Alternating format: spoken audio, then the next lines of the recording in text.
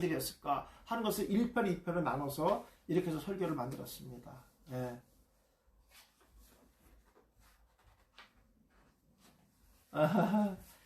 네.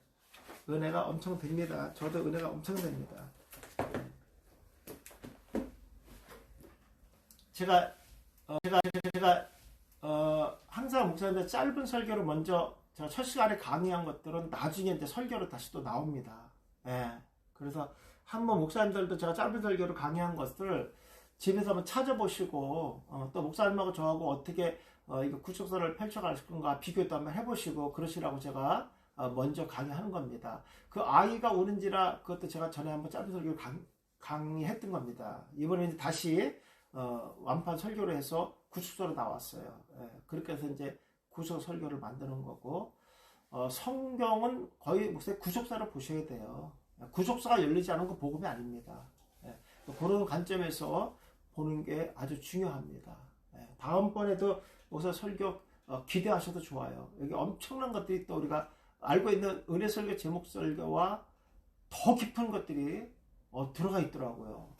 제가 이렇게 말씀을 연구하면서 정말 이 원어가 없었다고 하면 이 부분을 어떻게 볼 것인가, 이건 문화적인 배경만 갖고 되는 게 아니에요. 그리고 이제 문법을 어떻게 사용했을까, 이런 것들이 엄청난 겁니다, 목사님. 문법.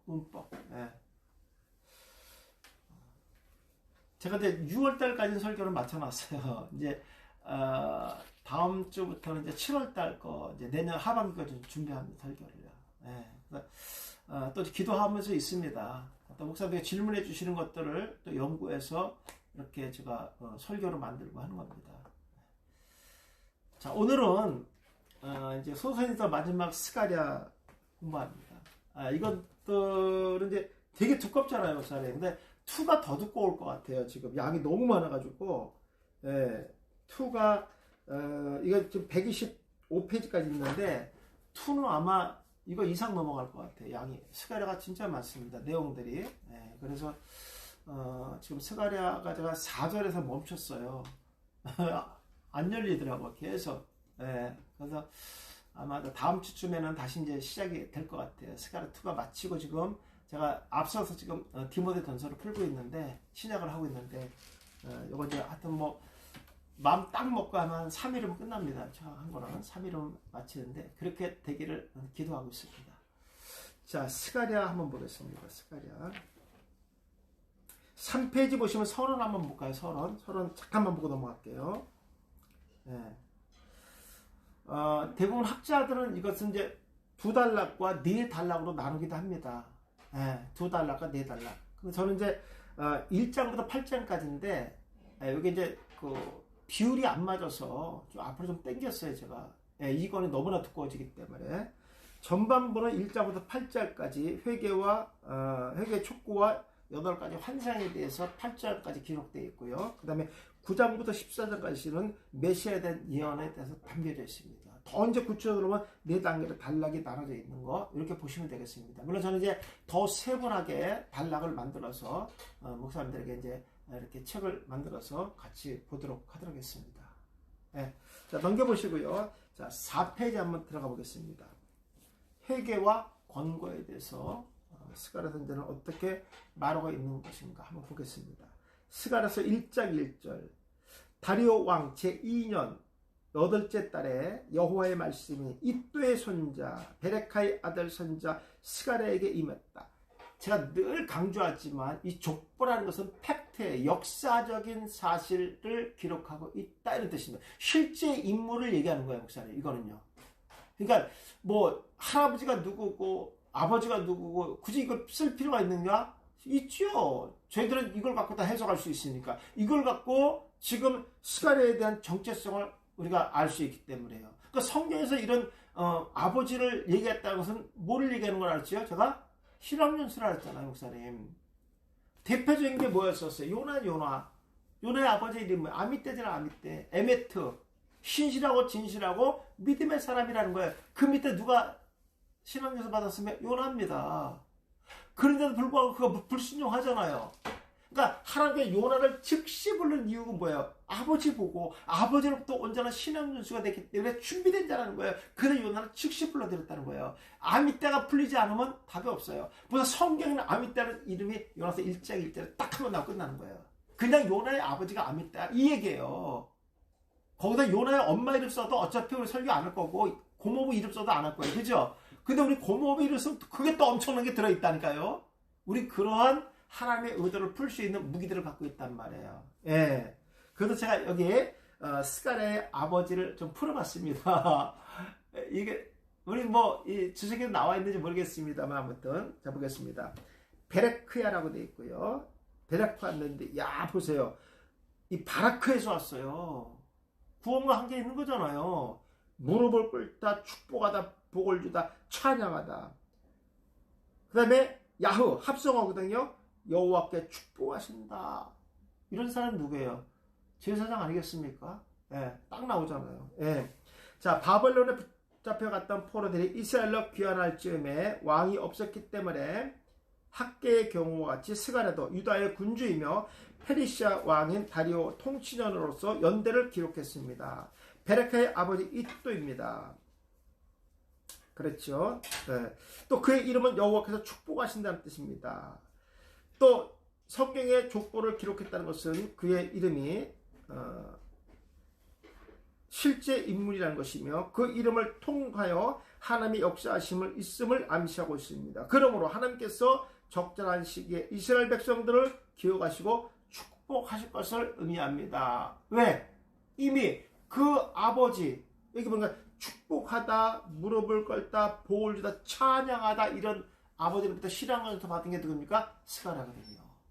그러면 스가랴를 불렀다는 것은 의도가 있다는 거예요. 예.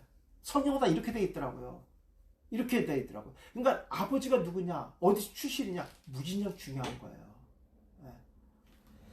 자, 스가랴 넘겨보세요. 어근이 어디서 왔냐면요, 자카리에서 왔어요. 이야, 이게 뭐죠? 기억하는 거예요. 절기의 어근이 자카리예요. 절기의 어근이 자카로. 그러니까 히브리 남자는 반드시 생각하고 기억하고 마음에 둬야 되는 거예요. 오늘 이 스가랴의 뜻이 여기서 왔다니까요. 그럼 보세요. 어근은 뭡니까? 이게 합성어인데 여호와에서 왔단 말이에요. 자, 스가랴는 포로 중에 태어났습니다. 그런 하나님의 부르심이 있기 전에 제사장이었습니다. 스가랴는 학계의 동시대 사람입니다. 그의 아버지 베레카는 제사장이었습니다. 아까 나와 있잖아요. 뜻이 다 나와 있잖아요. 예, 이런 근거들. 대단하지 않아요, 목사 이거? 예, 하나님의 준비된 가정에 있었던 스가랴를 선지자로 부릅니다. 선지자는 하나님의 말씀을 대변한 사람입니다. 스가랴는 자신의 특별한 선지자라고 묘사했으며 하나님의 말씀을 전달한 자로서 사명을 받았음을 확증하고 있습니다. 스가랴는 하나님의 말씀을 기억하며 여호와의 말씀을 백성들에게 전달하며 그들이 그 말씀을 마음에 두며 하나님의 때를 기다리게 할 것입니다. 그래서 스가랴 부른 거예요. 예. 이렇게 전반부를 이렇게 이제 서로를 가져가야 됩니다. 왜냐하면 의도가 이거니까. 스가랴서 1장 1절에 족보를 기록했다는 의도가 바로 이걸 얘기하고 싶은 거예요. 이게 축제하는 영감입니다. 이런 것들을 정말 뭐 스토리가 이제 나오잖아. 이제 그 스가랴의 권위가 세워지잖아요. 권위가 세워지죠. 자, 스가랴 1장에 여호와가 너희 조상들에게 심히 진노했다 그랬어요. 스가랴가 이 얘기합니다. 너희 조상들에게 심히 진노했다. 바벨론의 포로 잡혀간 기간에 여호와께서 열전 이스라엘 민족의 조상들에 대해 진노한다. 근데 그 조상들이 있습니까? 없죠. 죽어서요. 자, 조상들 아부입니다. 자, 이 조상에는 왜 아부로 썼냐면요, 이건 절대적인 뭘 갖고 있냐? 권위를 갖고 있는 권위. 그럼 너희 조상들은 이미 어떤 권위냐? 선민 이스라엘 백성들을 얘기하는 겁니다. 선민 이스라엘 백성들. 그래서 여기다 아부란다는 뜻, 아버지란 뜻. 이 단어는요, 히브리 사람들에게 그 아버지라는 권위는요, 대단한 겁니다. 뭐가 있죠? 축복권이 있습니다. 첫째 축복권. 그 다음에 모든 공동체의 최종 결정권을 누가 갖습니까? 아버지가 갖는다는 거예요. 실제로 그 아버지는 누구를 사요? 장자를 얘기해요. 장자.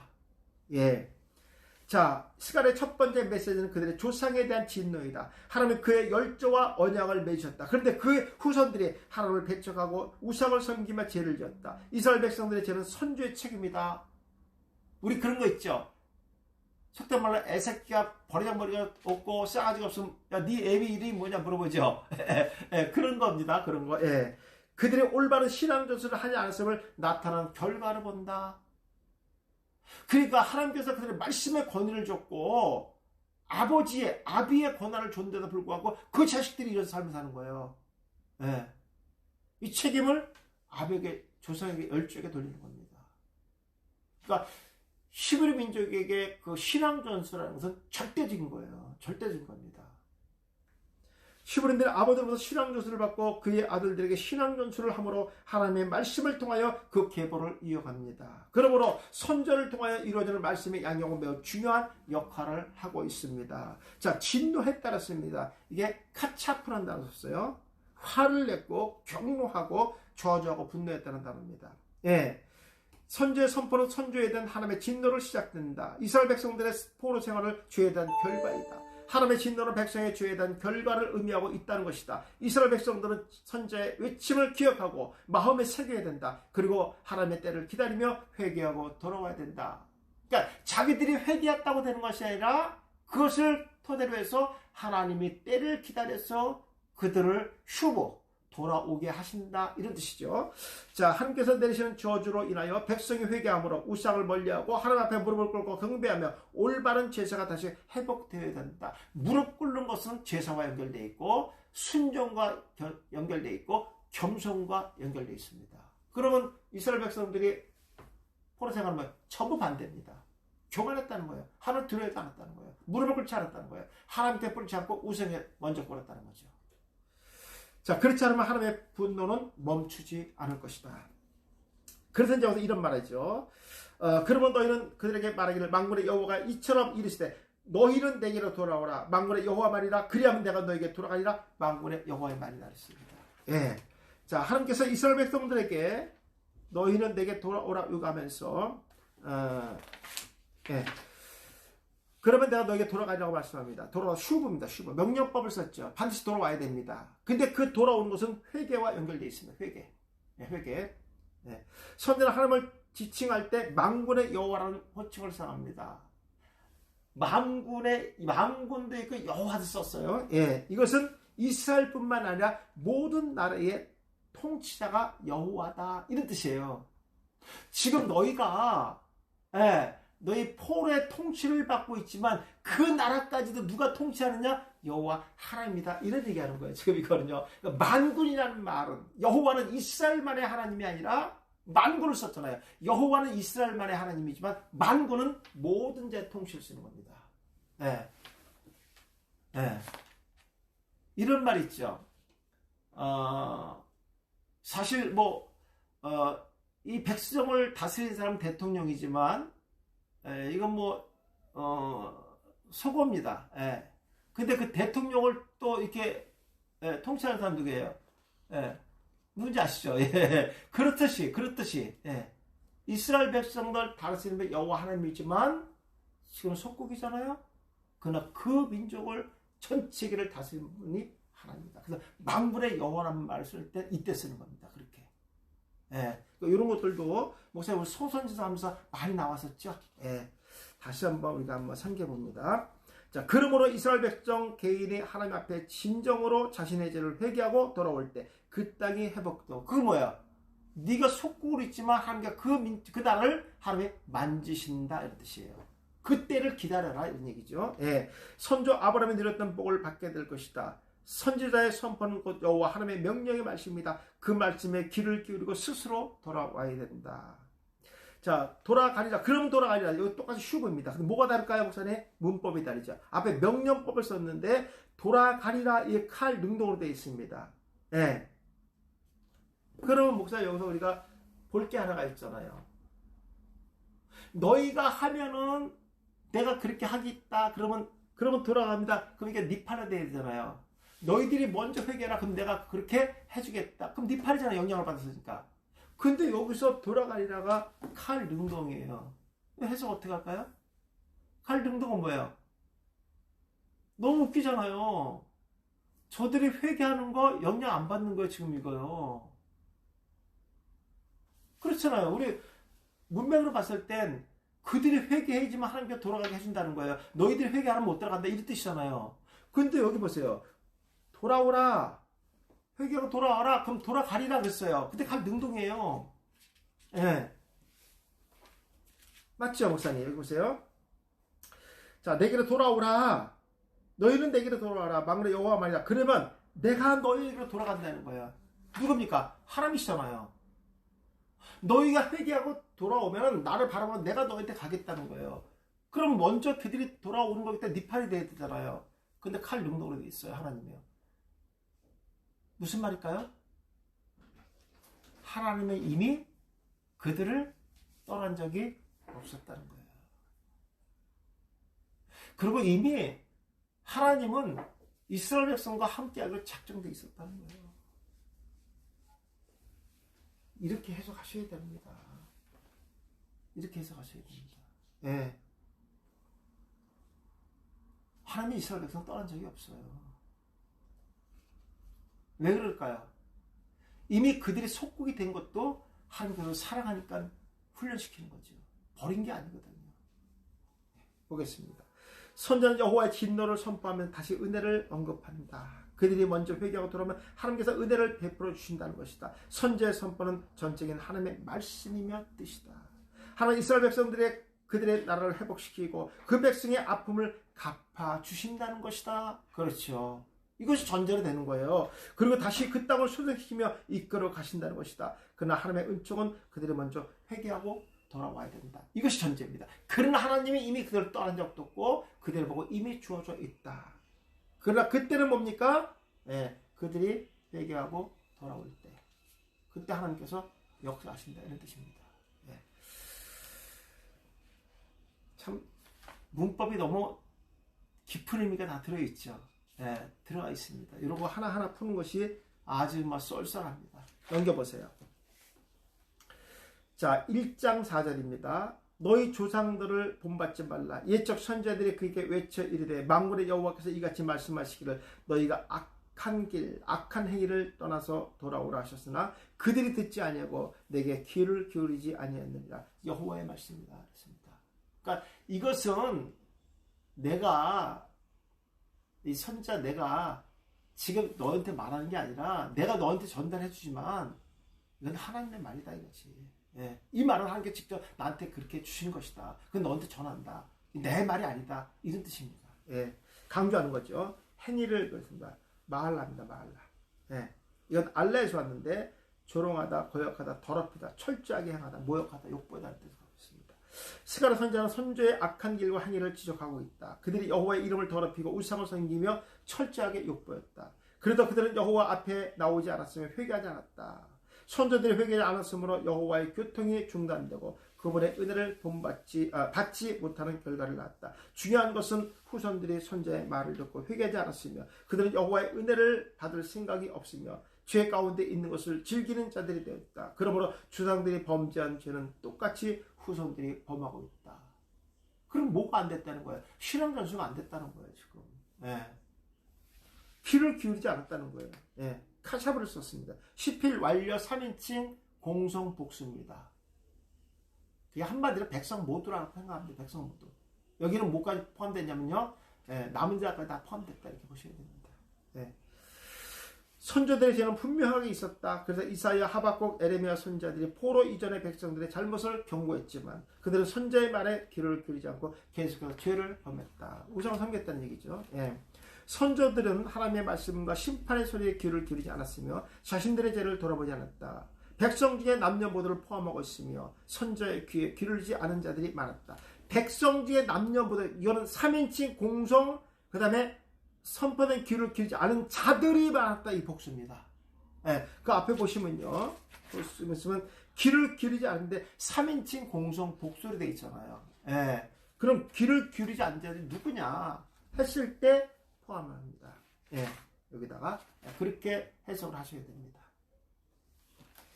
자, 그러면서 이제 5절에 이렇게 합니다. 너희 조상들이 어디냐? 있긴 어려서 다 죽었는데 근데 찾으시는 거예요. 너희 조상들이 어딨냐? 또 선자들이 영원히 살겠느냐? 선자들 다 죽었는데 없는데 선자들이 영원히 살지 않는다.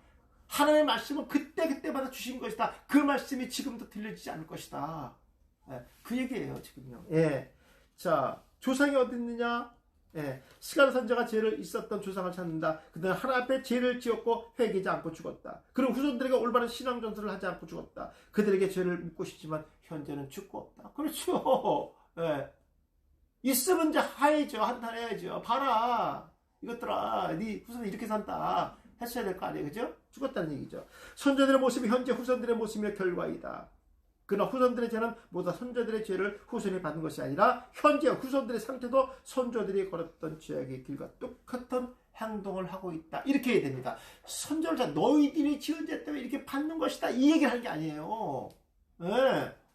그러니까 너희들의 신앙 전수가 그 죄가 이미 그들에게 전가되어서 이들은 죄 짓는 모습, 우상을 숭배하고 우상을 지으려고 교만한 마음으로 하나님 섬기지 않았던 그 모습의 결과가 그대로 열매로 나타났다. 이런 얘기예요. 왜?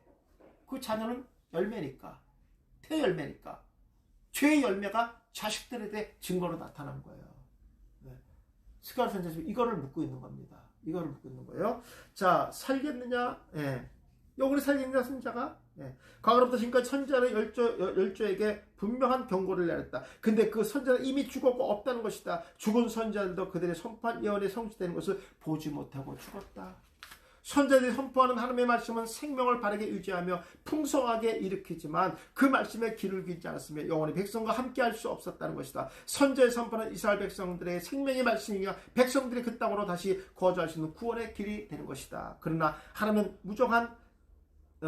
무한정으로 기다리지 않는다는 것이며 회개할 시간과 여유가 촉박하다는 것이다. 때에 해야죠. 때에 주시는 말씀에 귀를 기울여야죠. 네. 그렇지 않습니까? 네. 자, 6절 재밌는 게 나와요. 6절 말씀 보니까 이런 말씀이 나오죠. 내가 나의 종 선지자들에게 명령한 내 말과 내 법도들이 어찌 너희 조상들에게 임하지 아니했느냐. 그러므로 그들이 그렇게 이르기를 만군의 여호와께서 우리 길대로 우리 행위대로 우리에게 행하시려고 뜻하신 것을 우리에게 행하셨다. 우리 몇 번 썼어? 4번 썼죠. 네. 왜 우리 한 번 우리 길대로 행위대로 또 행하시려고 우리에게 하셨다. 뭐 이렇게 되는데 우리를 4번을 집어넣어서 말을 했어요. 이런 것도 의도가 있겠죠. 예. 하나님은 선지자와 종들에게 전한 말씀과 법도가 그들에게 임하지 않은 것처럼 지적하신다. 자, 임하지 나사크입니다. 히필 완료로 임하지 않았다. 완료. 3인칭 공성 복수로 되어 있죠. 하나님의 말씀을 선포하는 선지자들을 사라졌지만 그들을 통하여 열조에게 이미 도달되어서 그 영향을 미쳤다는 것이다. 그런데 그들의 행위는 보면 전혀 전달되지 않는 것처럼 느껴졌다. 그러니까 말씀은 선포됐는데 어떻게 행위가 변하지 않았느냐. 네, 전혀 반응이 없었느냐. 하나님의 말씀과 경고는 백성들에게 옮겨졌지만 그들은 그 경고의 말씀을 붙잡지 않고 말씀을 따라 살지 못했다. 그들의 결과가 마치 선지자의 선포가 전달되지 않는 것처럼 나타나고 있다. 이런 뜻이에요. 어떻게 이럴 수가 있느냐. 그들의 생명을 각오하고 말씀을 선포하는데도 불구하고 마치 너희들은 한 번도 그 말씀, 경고의 말씀을 듣지 못한 것처럼 행동하고 있느냐. 어떻게 이럴 수가 있느냐. 네, 그 얘기하는 거예요 지금요. 이건요. 네, 행하셨다 4번 얘기했죠. 자, 우리를 4번 강조했습니다. 그분의 심판이나 징벌이 절대로 하나님의 일반적인 독선이 아니라는 걸 얘기하는 거예요. 그러니까 아주 구체적으로 그들의 죄를 근거로 해서 하나님의 심판과 징벌이 하나의 일반적인 독설이에요. 하나님이 공의롭게 하셨다. 이미 선지자를 통해서 너희의 죄들을 낱낱이 선포해주지 않았느냐. 근데 어찌하여 너희들은 이것을 한 번도 듣지 않는 사람처럼 행동하느냐. 변명할 수 있잖아요. 그래서 여기서 우리를 4번 강조한 겁니다. 구체적으로 표현한 거죠. 오로지 백성들의 길과 행함, 즉 하나님의 말씀과 법대로 따르지 않았기 때문이라고 스가랴 선지자는 얘기하는 거예요. 네, 우리도 나의 신앙을 돌아보는 시간이 되어야 됩니다. 나의 성실한 삶으로 복을 받았으므로 즐거운 것만 생각하지 말고 말씀을 의지해서 온전하게 살지 못한 생신을 회개하고 바라. 이건 이제 자본주의에 대한 회개죠. 그렇죠? 이스라엘 백성들은 이미 선민으로 구원해줬고 그들의 삶 가운데에서 뭐 우상 숭배하는 거 이것이 다 자본주의에 들어가는 겁니다. 이런 거에 대한 회개가 없었다는 거예요. 없었다는 것이죠. 그러니까 이거에 따른 하나님의 모험이 있을 것 같아요, 목사님. 예, 징계는 반드시 있습니다. 제가 그런 말씀을 했어요. 원죄에 대한 회개는 죄를 묻지 않으세요. 자본죄에 대한 회개는 용서하지만 그 죄 대가는 묻는다고 말씀드렸죠. 그죠? 그래서 이스라엘 백성들이 이 선민으로 선택을 받았지만 자본죄에 대한 온전한 회개가 이루어지지 않았기 때문에 그 말씀에 귀를 기울이지 않았기 때문에 포로의 삶을 사는 겁니다. 이건 대가입니다, 목사님. 네, 대가는 치러야 되는 거예요. 네, 그 얘기 좀 하는 겁니다. 이것이 하나님의 뭡니까? 공의성입니다. 네.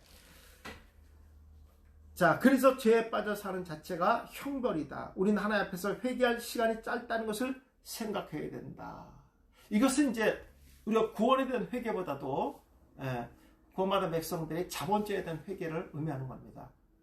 왜냐하면 이스라엘 백성에 대한 얘기인 거니까. 그렇죠? 자본죄에 대한 회개. 이것은 구원받은 백성들이 반드시 삶 가운데에서 수시로 일어나야 될 회개입니다. 근데 이 회개는 무엇을 통해서 일어나냐? 말씀입니다. 말씀. 하나님의 말씀을 통해서 날마다, 그 말씀은 중심이 뭡니까? 예배잖아요, 예배. 그러니까 우리 예배를 통해서 날마다 회개해야 되고요. 또 시간마다, 기도하는 시간마다 하나님 앞에 회개를 해야 되는데, 그 회개의 1번이 뭐냐면, 하나님, 나는 죄인입니다 라는 고백이 1번으로 항상 기도에 들어가야 됩니다. 만약에 이 기도가 없다고 하면요, 그럼 교만한 거죠. 교만한 기도입니다. 기도에는 항상 내가 죄인임을 하나님께 고백하는 것이고, 그 죄 사함을 예수의 이름으로 사함받기를 소망하며 기도해야 됩니다. 네. 그러니까 이런 것들을 성도들이 기도할 때마다 의무적으로 기도의 내용에서는 아주 필수죠, 필수. 네. 죄인임을 고백하는 거. 네. 그리고 모든 것을 하나님의 은혜로 영광을 돌리고 감사하는 거. 이런 것이 기도의 우선이 되어야 된다. 네. 그리고 모든 죄 사함의 중심은 예수 그리스도시다 하는 것들. 이런 것이 이제 기도에 대한 이렇게 어떤 뭐랄까요? 틀이라 할까요? 우리가 기도할 때 기본적으로 해야 될 기도문의 틀이죠. 물론 이제 중간에 요구사항도 있고 다 있겠지만 가장 기본적인 것이 회개. 그리고 하나님의 영광 돌리는 거. 물론 그것이 이제 우선이지만 하나님의 영광 돌리는 거. 그 다음에 예수의 이름으로 제사를 받는다는 거. 이것이 이제 기본적인 핵심이죠. 기도에 대해서. 그러니까 제사함이 없고 죄인임을 고백하는 것이 없는 것은 올바른 기도가 아니죠. 왜냐하면 그 말씀 자체가 우리가 하나님 앞에 무릎을 꿇는 거거든요. 낮아지는 거거든요. 머리를 숙이는 거거든요. 이게 예배하는 자의 자세예요. 네. 죄를 졌다는 것은 무릎을 꿇는 거잖아요. 그렇죠? 사는 권세를 하나님이 갖고 계시기 때문에 그 뜻을 구하는 것이 자녀에 대한 마땅한 도리 아니겠습니까? 네. 그러니까 이스라엘 백성들이 이런 거에 대해서 너무 교만했단 말이에요. 선민이기 때문에. 그러니까 자신의 죄 짓는 거에 대해서 전혀 부끄러워하지 않았다는 거예요. 그러니까 무엇을 듣지 않습니까? 선조의 말에 귀를 기울이지 않았다는 거예요. 그리고 그 선조들도 그것을 대수롭게 여기지 않았다는 얘기죠. 그리고 형식적으로 제사를 드린 거예요. 그 말은 뭡니까? 하나님을 두려워하지 않은 거예요. 하나님을 두려워하지 않았다는 건 교만을 나타내는 겁니다. 이런 부분에서 우리는 하나님 말씀을 여기까지 할까요? 여기 단락이 이제 하나 끝났으니까. 그리고 이제 뒤에서부터 이제 7절부터 8가지 환상이 시작됩니다. 첫 번째 환상이 네 사람의 말탄 사자들에 대해서 나오겠죠. 이것도 이제 다음 시간에 이제 깊이 있게 다루도록 이렇게 하겠습니다. 오늘은 특별하게 첫 시간부터 제가 이렇게 말씀을 전하면서 제 개인적으로 은혜를 참 많이 받았습니다. 특별하게 은혜를 많이 받았고 하나님께서 말씀을 많이 열어주셔서 너무너무 감사하고 목사님 또 기도 많이 해준 덕분이라고 생각합니다.